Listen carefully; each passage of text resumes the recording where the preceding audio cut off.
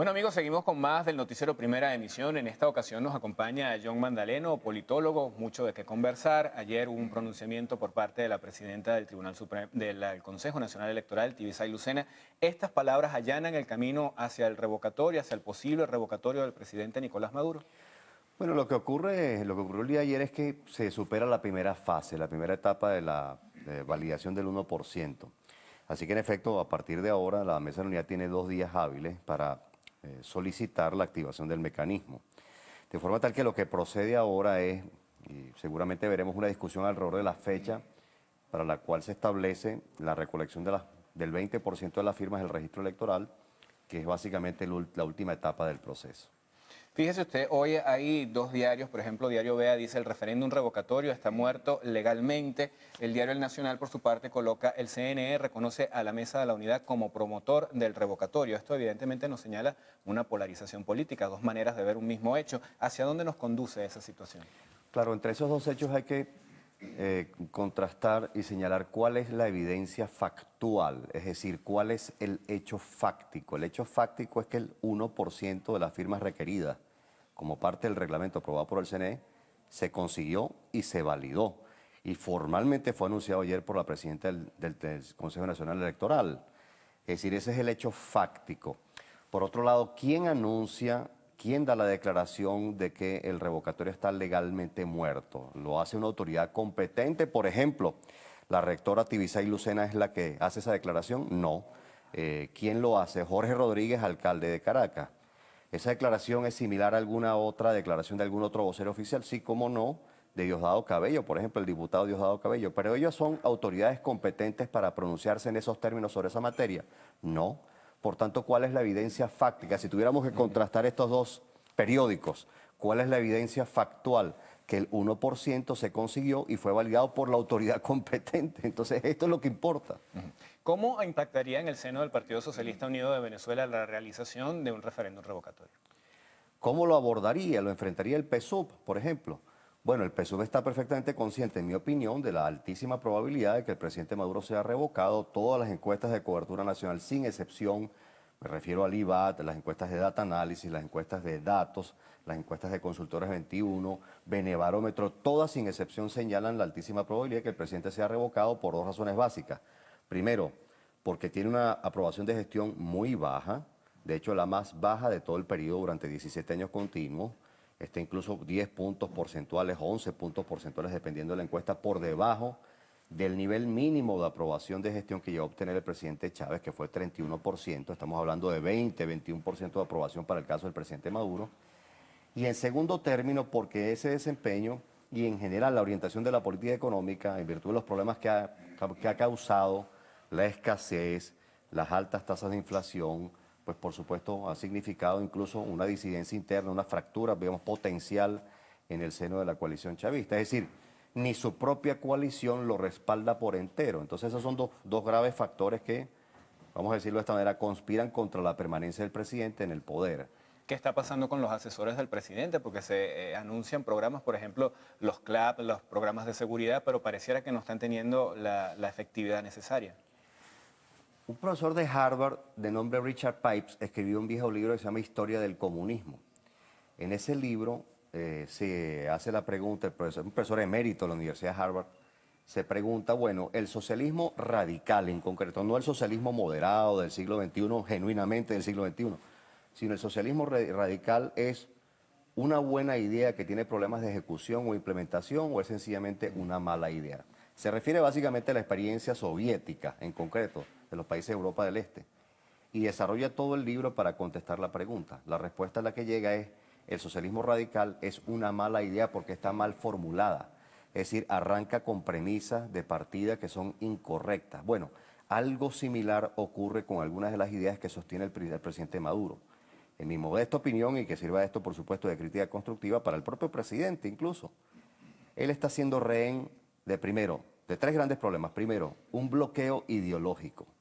¿Sí? El presidente Maduro parece todavía atado a una tradición de pensamiento y a un legado político. ¿Eh? Es decir, la ideología parece que no le permite ver ni comprender suficientemente bien los problemas en la economía contemporánea y su abordaje o sus abordajes alternativos. Segundo, tiene un bloqueo que en el lenguaje académico se llama epistemológico, es decir, en la medida en que como tienes un bloqueo ideológico no te aproximas a comprender el fenómeno con cierta imparcialidad.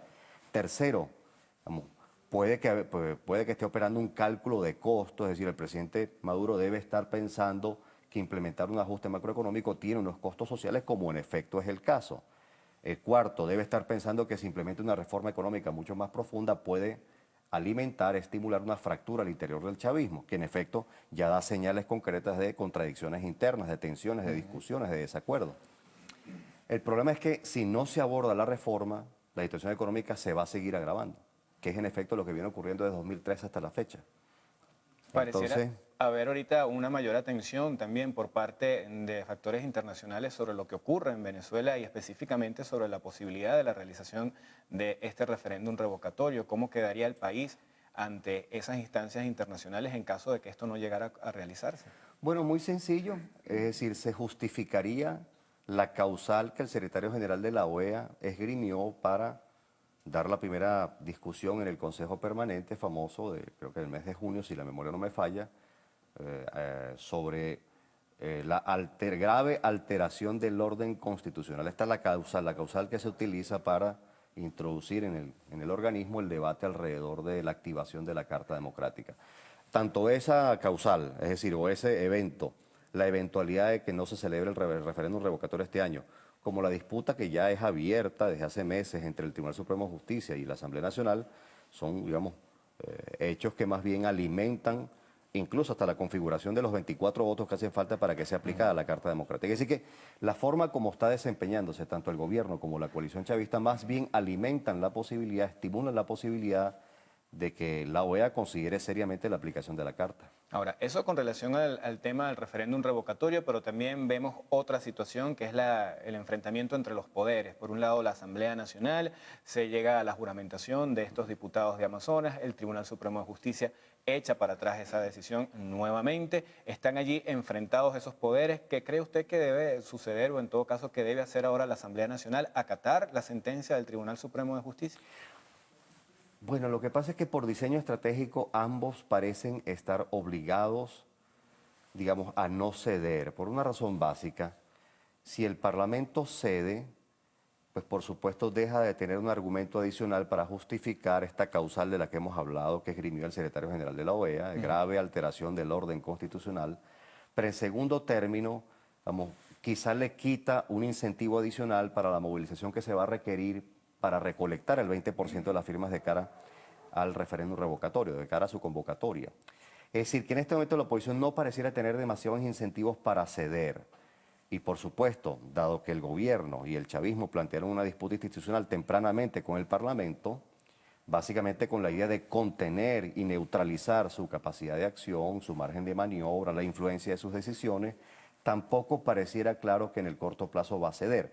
Así que esa disputa no es previsible que, digamos, cambie en sus términos básicos por lo menos en los próximos meses. Claro, pero se presenta entonces el panorama de la nulidad de las acciones por parte de la Asamblea Nacional y es el organismo, en este caso Tribunal Supremo de Justicia, el que estaría diciendo que lo que ellos de ahora en adelante sancionen y debatan en el Parlamento no tendría ningún tipo de carácter legal. Sí, pero a ver, la disputa ya trasciende el terreno estrictamente constitucional e incluso legal. La disputa ya llega a tener efectos sobre el terreno de la legitimidad de las instituciones. Legitimidad en la conversación cotidiana suele utilizarse como vamos, sinónimo o equivalente de popularidad o aprobación. No, la legitimidad es una cosa mucho más severa, mucho más importante.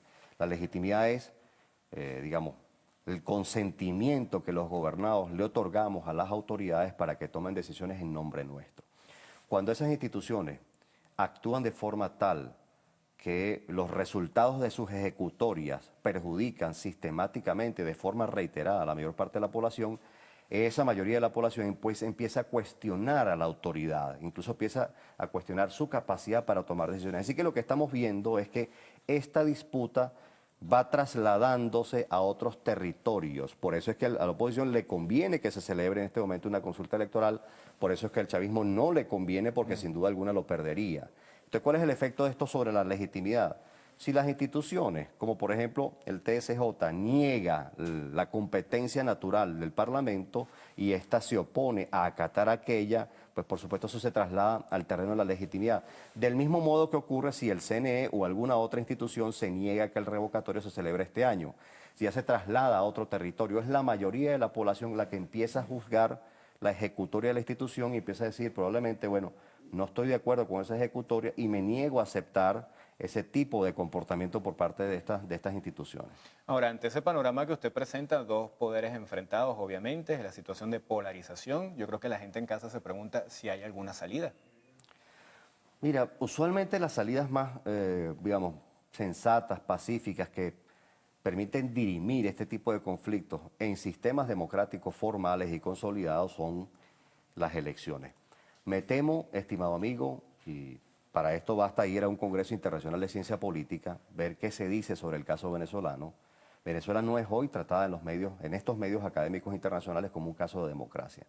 Se dice en medios internacionales que este es más bien un caso de un tipo de régimen híbrido que se denomina autoritarismo competitivo, es decir, un autoritarismo un poco más sofisticado que deja algunas ventanas de libertades y que no termina de suprimir a la oposición del todo.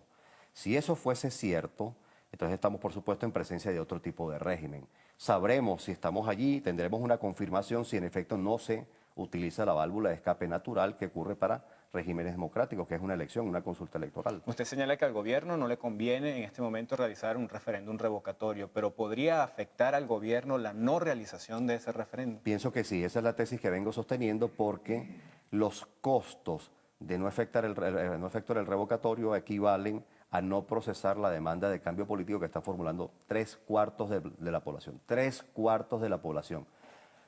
En 17 años yo nunca he visto una cifra similar. Y vaya que tengo alguna familiaridad con los estudios de opinión pública. Trabajé en algún momento en una encuestadora y dirigí la encuesta nacional de esa encuestadora. Me refiero a Data Análisis. Hace años que ya yo no estoy allí, pero sigo consultando estudios de opinión pública. Nunca en 17 años yo he visto que el 74% de los venezolanos estén demandando para este año cambio político. ¿Eso qué significa? Si se niega la posibilidad de procesar esa demanda de cambio político, la irritación que ya tiene por origen los problemas socioeconómicos, pues por supuesto se van a juntar con la demanda de cambio político. Y eso puede llevarnos a un clima preinsurreccional, es decir, de creciente malestar e irritación que se exprese mucho más contundentemente en las calles. Bueno, excelente participación en el profesor John Magdaleno. Amanecerá y veremos, como dice el dicho muy popular en nuestro país. Así es. Amigos, nosotros vamos a hacer una pausa. Al regreso, información de arte y del espectáculo, por supuesto, en lo actual.